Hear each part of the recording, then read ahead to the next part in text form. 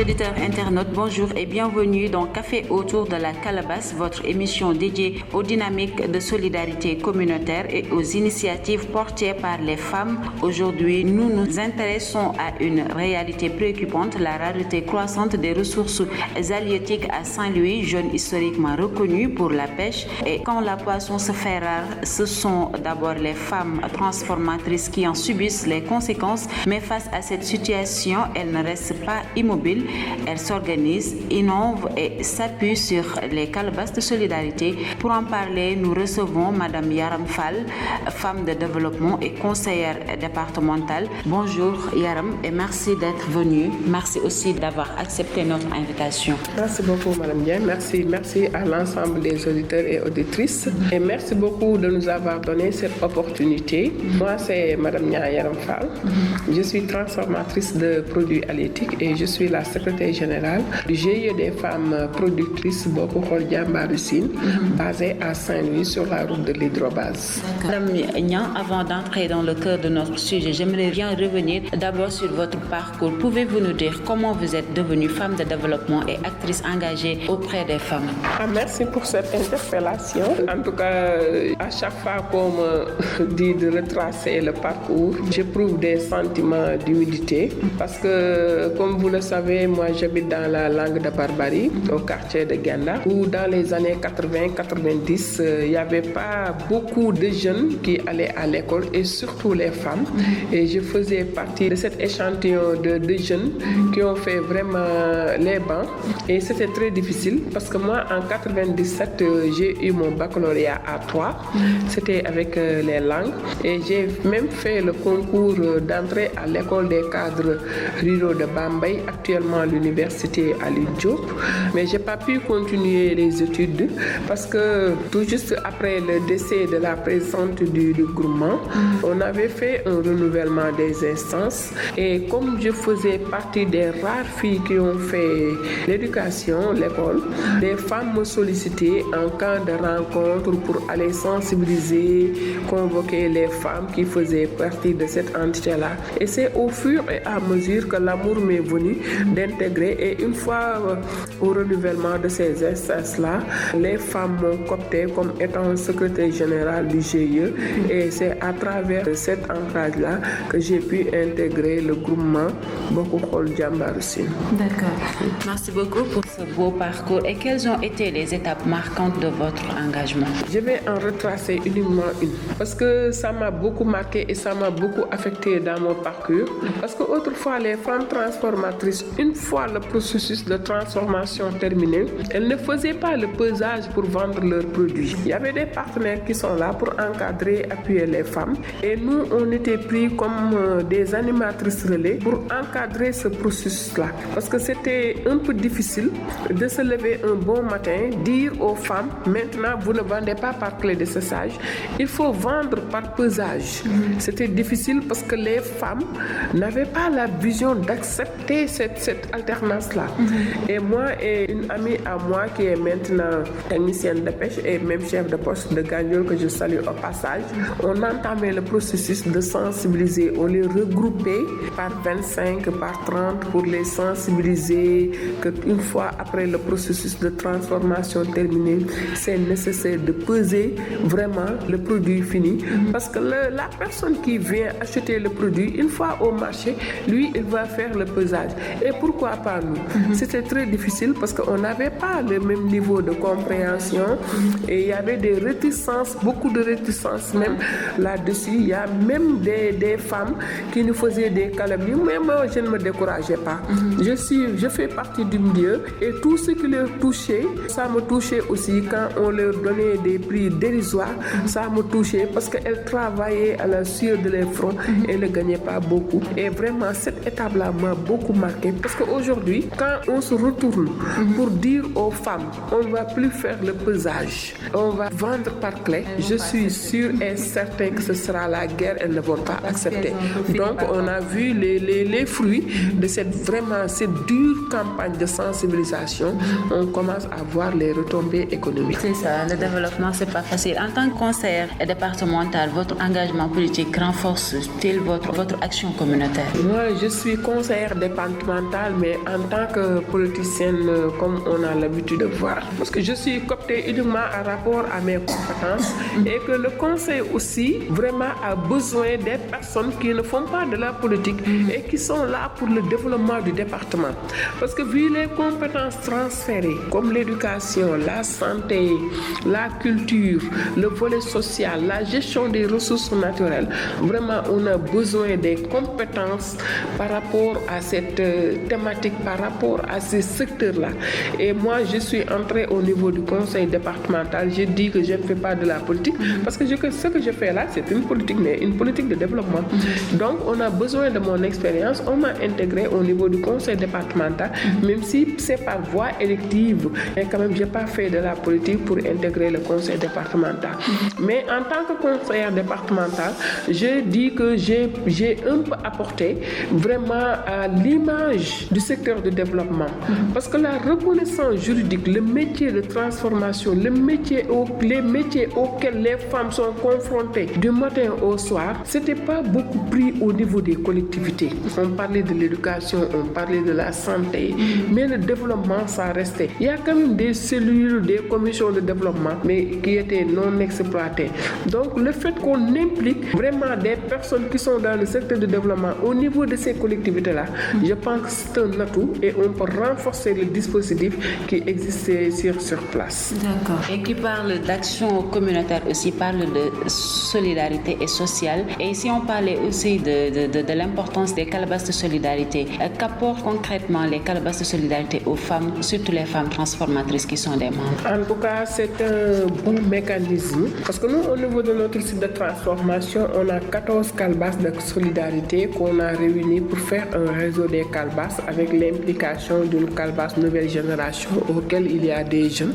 Et si on parle aussi des principes régis par ces calebasses de solidarité comme l'égalité, la solidarité, l'entraide, la transparence, ce sont des principes auxquels on voit rarement dans d'autres mécanismes. Et l'importance de ces calebasses de solidarité, c'est pour lutter contre la soudure et l'endettement. Mais moi, je dis que ça va au-delà de ça.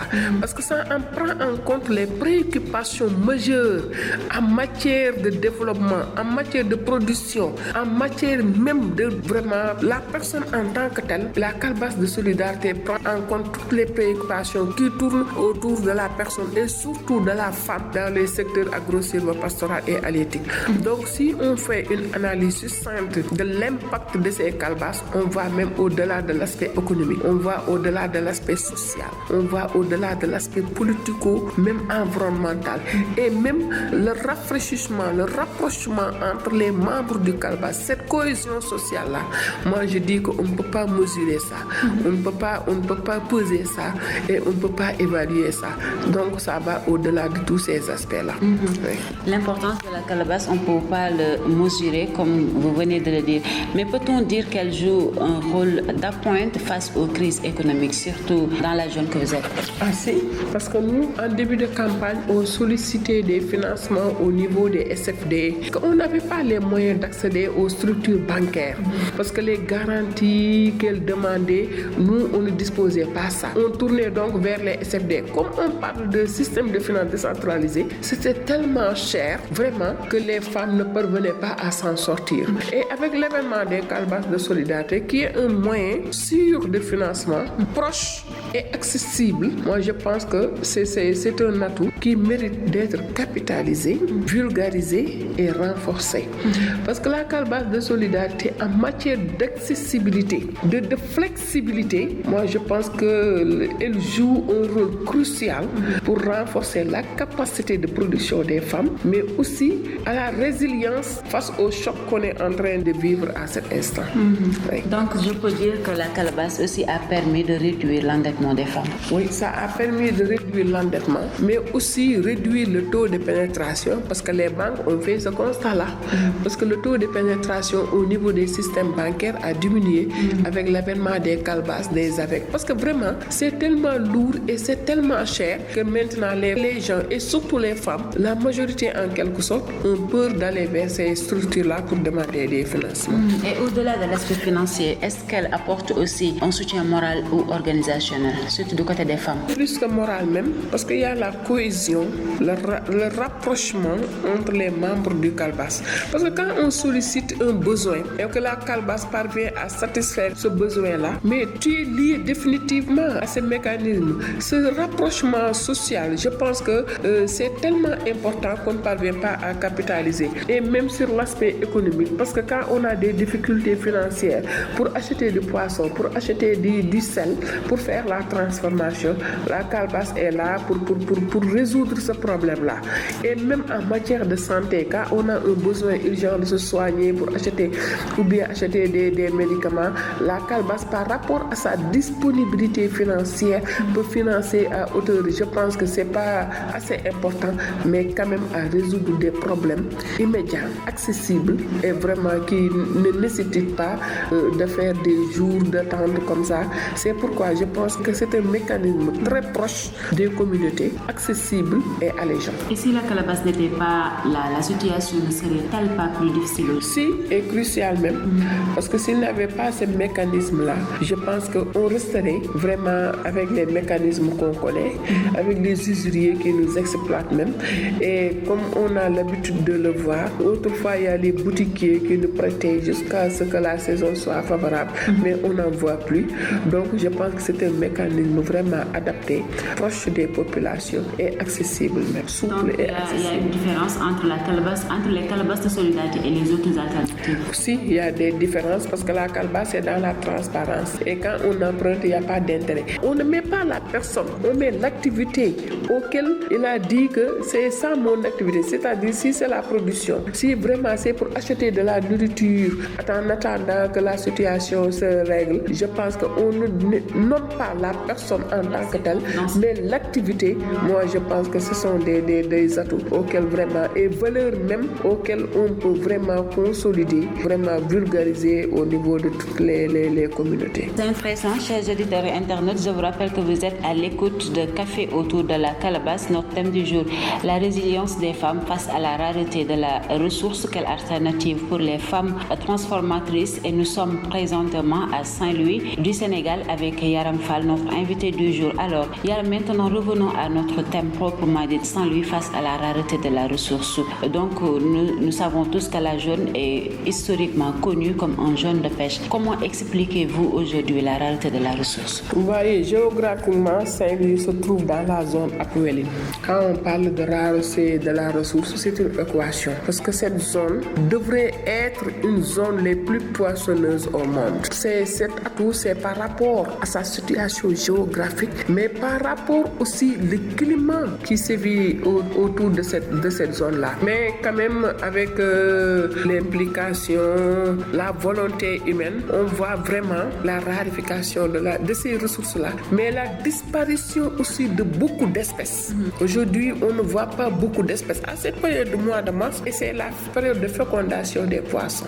On nous disait qu'à cette période, on voit des poissons qui ont beaucoup d'œufs. Mais avec l'impact du changement climatique, la surexploitation et même la pêche illicite et non réglementée. Parce que n'oublions pas que nous aussi, acteurs, nous, on est en quelque sorte responsables à cause d'une pêche illicite et non réglementée. D'une pêche, vraiment, on demande plus que la mer ne nous donne. Il y a plus de pirogues, il y a plus de pêcheurs, alors qu'il n'y a pas une gestion rigoureuse de ces ressources-là. Mais il y a aussi l'implantation dans certaines zones des usines de fabrique de farine de poissons qui exploitent abusivement nos ressources. Mais il y a aussi la non-surveillance de nos côtes que nous déplorons. Parce qu'on voit qu'à la tombée de la nuit, les bateaux pirates qui descendent jusqu'à la zone de 22 000 miles pour pêcher vraiment les crevettes et les capitaines. Alors que, mais aussi, il y a le non-respect de la réglementation. Parce que sur le code de la pêche, il y a des maillages qu'on interdit. Et on voit la pêche de juvéniles dans certaines espèces. Alors que ces petites espèces-là doivent être préservées pour la durabilité du secteur. En tout cas, c'est un problème un peu complexe. C'est large en fait. Donc, Donc, vous venez de citer les causes de la rareté de la ressource, la surexploitation, pression industrielle, changement climatique, entre autres. Et comment les femmes transformatrices parviennent-elles à gérer cette situation? Mais difficilement, parce que l'approvisionnement, maintenant, quand on ne dispose pas d'argent, de capitaux, mais on s'approvisionne difficilement, ou bien on achète chez les micro-mariés, je n'ai rien contre elles. Mais quand on a la possibilité, on a la disponibilité financière, on peut acheter directement chez les pêcheurs. C'est plus rentable. Mais déficit de moyens, certaines transformatrices s'approvisionnent chez les micro-marieuses, les intermédiaires, les bana, comme on a l'habitude de dire. Parce que tout simplement, le poisson devient rare. Parce qu'il y a certaines espèces, surtout les espèces pélagiques, qui étaient destinées à la transformation. Maintenant, c'est du chat au chien. Si on n'a pas vraiment une bonne détermination, on ne parvient pas à accéder, à s'approvisionner à cette ressource-là. Donc, les premiers impactés de cette surexploitation, de cette rarification de la ressource, moi je dis que c'est le secteur de la transformation. Et surtout les femmes qui n'ont pas assez suffisamment de moyens financiers pour faire face à la concurrence, pour faire face aux usines, pour faire face à l'agro-business. Et cela n'entraîne pas une baisse de revenus? Si ça entraîne une baisse des revenus et même une baisse de la capacité de production qui se répercute sur les revenus. Parce que quand une femme qui n'a pas produit suffisamment, mais elle ne peut pas vendre suffisamment. Donc ça a même des répercussions au sein de la famille. Parce que tout ce que la femme, elle l'injecte au sein de sa famille. Donc si les revenus de ces femmes diminuent là, ça se voit immédiatement au niveau. Ça les rend aussi plus vulnérables. Ça les rend plus vulnérables et on voit maintenant la tendance que le secteur de la transformation, les femmes qui y sont, deviennent de plus en plus pauvres. Donc peut-on, avec toute cette situation ou bien avec tous ces problèmes, si je peux l'appeler ainsi, peut-on aujourd'hui encore dépendre uniquement de la pêche? Non, ça c'est une très grande équation. Parce qu'on peut dépendre, on ne peut pas dépendre uniquement. Mais ce que je suggère, c'est qu'il y ait une diversification de ces activités-là. Qu'il y ait une diversification, mais une planification et une organisation. Parce que maintenant, l'objectif, c'est pas de beaucoup produire, mais l'objectif, c'est de comment mieux vendre. C'est-à-dire axer l'intervention sur la valorisation des produits transformés. À la place de vendre 1 kilo de poisson salé fermenté à 2000 francs, on peut, avec l'innovation de la technologie et de nouvelles techniques de transformation, accentuer l'intervention vers la valorisation des techniques de transformation, c'est-à-dire produire peu et vendre beaucoup. Je pense que c'est la meilleure solution parce que vu vraiment les difficultés, les confrontés à ce secteur-là, l'objectif maintenant, c'est pas de beaucoup produire, mais comment mieux vendre vraiment tout ce que le peuple est en train de produire. D'accord, donc c'est les alternatives qu'on peut adopter. Mais la transformation des produits halieutiques, à savoir le séchage, fumage, entre autres, est-elle une piste durable face à cette situation de pénurie de ressources? Parce qu'une femme me disait qu'on est en train de faire des sites de transformation. Mais est-ce qu'on réfléchit sur l'avenir de la transformation, qui est une équation d'ailleurs, parce que vu la rarification de la ressource, le secteur est très menacé. Et aussi, le poisson là, les personnes qui sollicitent le poisson deviennent de plus en plus nombreux, avec l'implantation des usines, l'agro-business, les farines de poisson. Et ce qui est plus menaçant, c'est l'exploitation gazière, qui menace beaucoup le secteur de la pêche, parce qu'il y a la réduction des zones de pêche, donc réduction des captures. Et certaines femmes s'orientent-elles vers l'agriculture ou le petit commerce pour se réfugier? Si. Il y a une diversification conséquente qu'on voit au jour le jour. Le petit commerce, l'agriculture, c'est une très grande équation vu le problème auquel elle confronte par rapport au foncier, à la commercialisation, etc. Mais quand même, il est temps de réfléchir vraiment comment innover et diversifier vraiment les activités au sein de la transformation vu la rarification. Et immédiate et nécessaire, cruciale même.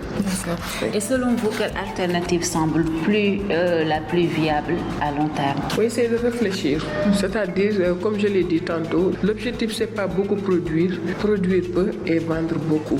C'est-à-dire, comment planifier, organiser le secteur de la transformation, qu'il y ait de la traçabilité du produit, de la production jusqu'à la commercialisation. Parce que l'objectif, c'est pas de beaucoup vendre, mais comment mieux vendre. Je pense qu'avec cette alternative-là, on peut parvenir à subvivre. Parce qu'on voit qu'autrefois, les kilos de ketchup là se vendaient à 200, moins de 200 même. Maintenant, aujourd'hui, on n'en voit même pas. Donc, si on parvient à dire que les kilos de ketchup c'est à 2000, comment alterner vraiment pour apporter de la valeur ajoutée à ce produit-là, vraiment pour qu'il y ait plus de revenus au sein avec les femmes transformatrices. Et maintenant, parlons de plaidoyer et engagement politique. Vous n'êtes pas politicienne, mais on ne peut pas faire un entretien avec vous sans pourtant parler de la politique. Vous êtes conseillère départementale, donc faites-vous un plaidoyer spécifique en faveur des femmes transformatrices et aussi des calebasses de solidarité. Moi, le plaidoyer que je fais en premier, c'est qu'il y ait une reconnaissance juridique du statut de la femme transformatrice. Que l'État nous reconnaisse. Parce que le journaliste, il est reconnu. Le médecin, il est reconnu. L'enseignant, il est reconnu. Avec sa carte professionnelle, il a des avantages. Mais la femme transformatrice, qu'est-ce qui détermine aujourd'hui qu'on peut dire que cette femme-là, c'est une femme transformatrice? Et c'est la raison pour laquelle on voit une prolifération. Vraiment, tout le monde peut entrer dans ce secteur. Ce n'est pas bien organisé. Et en même temps, au niveau de ces calebasses de solidarité, l'État doit voir que c'est un mécanisme d'autofinancement adapté, souple et accessible. Pourquoi ne pas capitaliser cet outil-là, renforcer, et l'État même doit vraiment renforcer cet outil-là, voir que les acteurs sont en train de faire sur le terrain quelque chose de très important. Pourquoi ne pas les rapprocher, capitaliser cet outil-là et pourquoi pas renforcer ce dispositif pour qu'il y ait vraiment un maillage national, vraiment, et éviter vraiment les femmes vont ne plus aller vers les banques, mais quand même ce sont les banques qui vont venir vers nous et ce sera l'occasion de nouer un partenariat vraiment gagnant-gagnant où tout le monde y trouve ses intérêts. Et ces calebasses de solidarité, est-ce qu'elles sont suffisamment connues au niveau communal? Non, ça reste beaucoup, la vulgarisation reste beaucoup à faire parce que vu d'énormes initiatives auxquelles on est confronté, il y a un sentiment de suspicion, de peur d'intégrer. Mais comme je l'ai dit tantôt, il faut des actions de plaidoyer, de sensibilisation et de vulgarisation pour qu'il y ait une appropriation de ce mécanisme de financement-là qui est accessible et qui est destiné vraiment aux communautés les plus reculées, les plus vulnérables et qui n'ont pas vraiment les moyens d'accéder au système bancaire ou bien au système financier décentralisé. D'accord. Nous sommes en mois de mars, mois dédié aux femmes. Vous êtes aussi membre du CNCR, de la FENAGI, plusieurs casquettes qui font de vous une femme leader dans le secteur du mouvement féminin. Quel appel vous faites à l'endroit des femmes en ce mois de mars dédié aux femmes? Tout d'abord, souhaiter une belle fête du 8 mars à l'ensemble des femmes qui sont sur le territoire national et qui sont dans les secteurs agriculture avec grand A, l'élevage, la foresterie, la transformation, la pêche, toutes les femmes aux endroits les plus reculés, où qu'elles soient, je leur souhaite une très bonne fête de 8 mars. Mais je dis qu'une journée ne suffit pas, une semaine ne suffit pas, un mois ne suffit pas. Il faut que chaque jour, qu'on reconnaisse les efforts que ces femmes-là sont en train de faire, de fournir sur le terrain pour le rayonnement, le développement socio-économique de la famille. Parce que les préoccupations, les obstacles, nos difficultés sont nombreuses. Mais je pense qu'ensemble, s'il y a une implication, je ne peux pas dire implication, venez, on vous dit ce qu'on est en train de faire. Mais depuis le début du processus jusqu'à la finalisation, je pense qu'on peut vraiment freiner beaucoup d'obstacles, résoudre beaucoup de problèmes et rendre plus visible le travail colossal que les femmes sont en train de faire en matière d'autonomisation socio-économique au sein de la famille, au sein de la communauté et au sein même du pays. D'accord. Machallah, comme j'ai l'habitude de le dire, la femme, c'est la société. Donc, merci beaucoup, Yaram. Nous sommes arrivés à la fin de l'émission. Quel message souhaiterez-vous adresser aux femmes transformatrices qui vous écoutent et même aussi à nos fidèles auditeurs internationaux? C'est vous remercier d'abord pour l'opportunité que vous nous donnez d'avoir soulevé ces quelques mots à l'endroit des femmes, mais surtout à l'endroit du secteur de la pêche et plus particulièrement de la transformation des produits halieutiques. Vous dire que le travail, le combat, une seule personne ne peut pas le faire. Un seul site ne peut pas le faire. Il faut qu'il y ait une cohésion, qu'il y ait une entente avec l'ensemble de ces femmes qui sont dans le secteur de la pêche et plus particulièrement dans le secteur de la transformation, pour qu'on puisse nous reconnaître et nous donner vraiment notre droit auquel nous ne revendiquons pas. Nous disons qu'on nous reconnaisse, qu'on nous donne les droits et les responsabilités auxquelles on ne réclame pas, mais nous venons vraiment, disons, que l'État doit donner un autre regard à notre préoccupation pour vraiment l'objectif visé, c'est-à-dire autonomisation économique des femmes, qu'on puisse l'atteindre dans la dignité, dans la transparence et dans la paix. Parce que sans paix, il n'y a pas de persévérance et il n'y a pas de résultat positif. D'accord, votre mot de la fin, c'est bien. Mais de la fin, c'est vous remercier toutes les femmes à cette fête de 8 mars. Souhaiter à tous et à toutes les femmes du monde une excellente fête et surtout à nos sœurs qui sont dans des difficultés à cause des problèmes sécuritaires, que la paix règne à travers le monde, à travers l'Afrique et surtout à travers le Sénégal. Machallah, que la paix règne à travers le monde, à travers le Sénégal. À Saint-Louis, la mer change les ressources diminuent, mais la détermination des femmes reste intacte.